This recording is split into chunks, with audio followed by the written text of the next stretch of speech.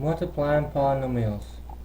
I'm going to do several approaches. They're all the same, so just be prepared for this. When we're multiplying polynomials, we're going to multiply the numbers and add the exponents. That's the basic idea behind it. What that means is we're going to take 2 times -5, which is -10, and we're going to add the exponents, or just think how many x's do we have there? 2. How many have there? 4. Add them together, you have 6. How many y's? 5. How many y's? 1. 5 plus 1 is 6.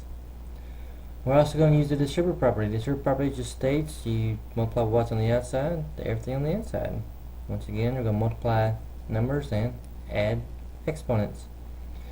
I'm going to write it all out so you can see exactly what's going on. We don't want any confusion at the very beginning. Multiply numbers. -6 times 2 is -12. We have 3 x's there, 1 there, which makes it x to the 4th, and then a single y. -6, and that should be a -3, because that's a -3 xy squared, -3 xy squared. So -6 times the -3 is a positive 18. X squared times x is x to the 4th, and then the y squared.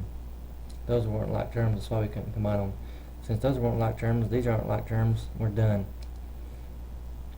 It's just to give you an idea of what's going on. Multiply numbers, add exponents. Now here we go. This is by far the most important concept that we're going to deal with in this section. We're going to multiply binomials out. Lots of, and more than, and not just binomials, but other higher termed polynomials. First off, we have 2 terms in this parentheses and 2 terms in this parentheses. 2 times 2 is 4. What that means is when we get done multiplying, we have 4 terms. Some of those may combine together. So let's see what happens. I'm going to approach it the first way with the distributive property. What I'm going to do is all the same stuff, so just be aware. What that means is if I just had this right here, that would be x times x plus 3. That's how you would do. If I just had that, it would be 2 times x plus 3. It would just be 2. It's just a distributive property problem. All it is, it's 2 distributive property problems. It's a double distribute, is one way to think of it. So we're going to double distribute. What that means is we're going to take x times everything in the second parentheses, and we're going to take 2 times everything inside the second parentheses. Don't forget that plus sign. So when we do that, we take x times x is x squared, x times 3 is 3x. Done with that one, because as soon as it stops, I'm done upon the x. Now we're going to take 2 times the x over here, and 2 times 3, which is 6. Notice 2 by 2 is 4 terms. And that just so happens these two are like terms. So we're going to combine those together. It's 5x. Now that's one approach. What we could have done also is the full method. Full method is the same thing as double distribute, except we're just bypassing this step right here. Full method just means first, outer, inner, last.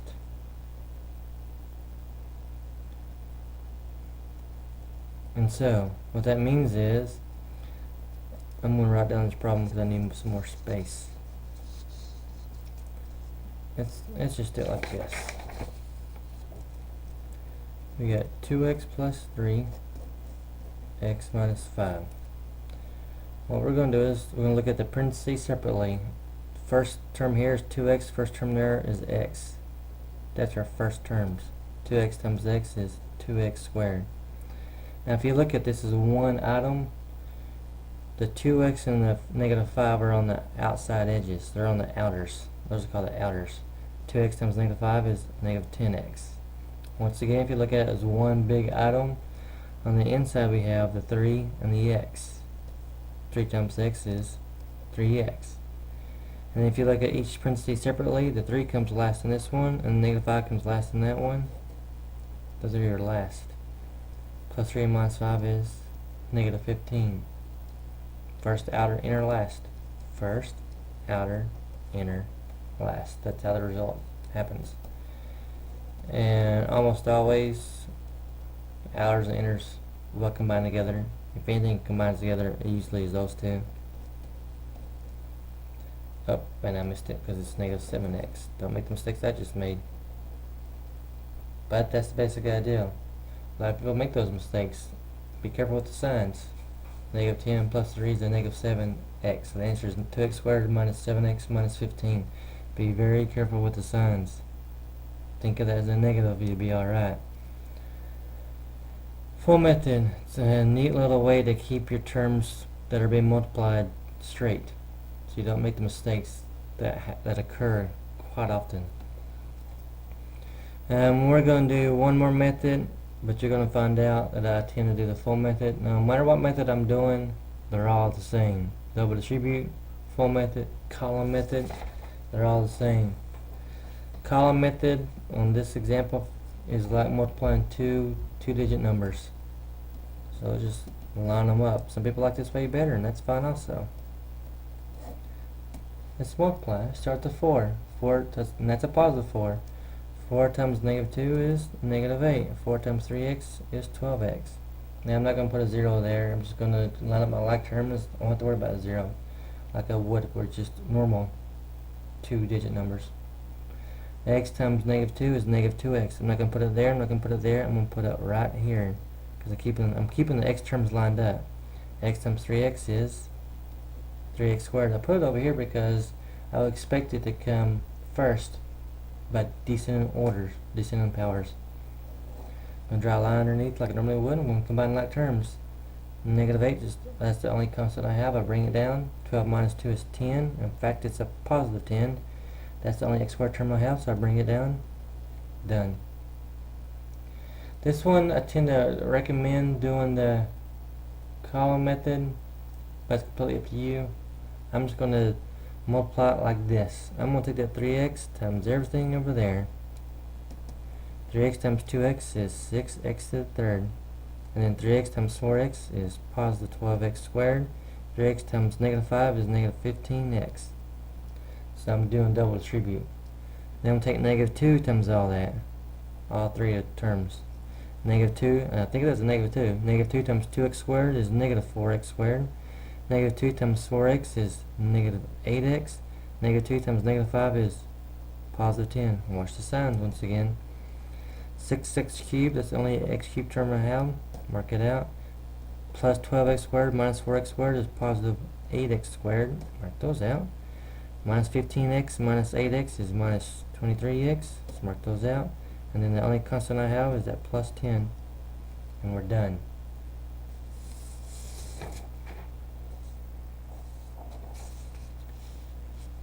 Special products. Now, if you want to learn patterns, you can. I'm not a big fan of patterns. If we had more time, then you could really focus on the patterns, and I'll show you the patterns. But normally in a situation like this, I just do it. I just use what I already know. Full method.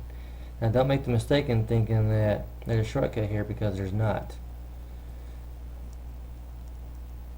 X plus 5 squared is the same as x plus 5 times x plus 5. That's how exponents work. You multiply that 2 times. Full method. X times x is x squared. X times 5 is 5x. 5 times x is 5x. And 5 times 5 is 25. Add your like terms, you get x squared plus 10x plus 25. I could do that one the same way, but I'm going to use a special pattern to demonstrate this one. Notice this 5 right here is the same as 5 squared. That's how we get our 25. See this 10? The 10 comes from 5 doubled. The 10x comes from x times 5 doubled. So the pattern is square multiply square. Or another way to think of it is square double square. So, watch this. If you want to use the pattern, that's fine. Otherwise, write it out in expanded form and use the full method. But here's the pattern. We're going to take the x, we're going to square it, and you get x squared. We're going to take x times negative 5, which is negative 5x, double it. Square, multiply, square. So x times negative 5 is negative 5x, double gives us negative 10x. And then negative 5 squared is positive 25. That's what that pattern means. Square multiply square, or square double square. And we're done. Now let's look at this example. Oh, yeah, that should be enough. Let's look at this example. I'm just going to pull it out. X times x is x squared. X times negative 5 is negative 5x. 5 times x is positive 5x. And positive 5 times negative 5 is negative 25. These are like terms. They're opposites. Negative 5 plus 5 is 0. We don't need to write down 0x, so we just leave it out. There's our answer. This pattern is the result. The result is a difference of two squares. Difference means subtract. The square here is being, the x is being squared, and here the square is a 5, because 5 squared is 25. Difference of two squares. In other words, if you have the same thing in both parentheses except for the middle sign, the two middle terms, the outers and the inners, will always cancel out. So all you're really doing is taking the first x and the x, multiplying them together, and then take the last 5 and negative 5 and multiplying them together. And once you see that, you can bypass a lot of the work. So, same thing in both parentheses. So all I'm really doing is the 3x times 3x is 9x squared, and 2 times negative 2 is negative 4, and we're done. Now, I don't really recommend using patterns. I recommend multiplying them all out. So you can see this negative 6x and this positive 6x cancel. So, don't be afraid to do this.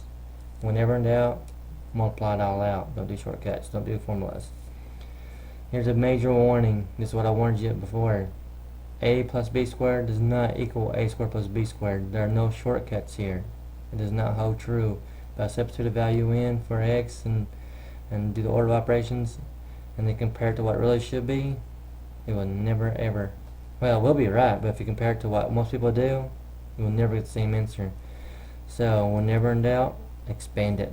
It's kind of a rule. Whenever in doubt, expand it. Then full it out. X times x. X times 4. 4 times x. 4 times 4. Add your like terms.